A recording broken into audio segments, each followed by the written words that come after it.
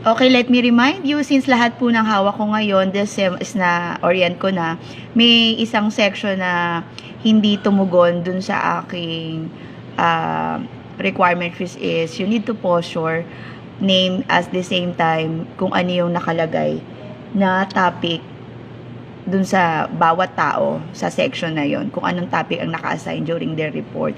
So, naaalala ko lang, all I have on the orientation is mangyayari at magmamanifest po yan to end the sem. Meron po tayong dalawang class standing, which is the whole class and po yung for individual. So, let me remind you, my class is really organized. Pakigawa lang po yun dahil kayo rin po ang magbe-benefits on that kind of organized, no? Kaya ngayon pa lang sinasabi ko at pinapaalala ko na happy Redux week, but still kailangan namin magtrabaho. Thank you and good morning.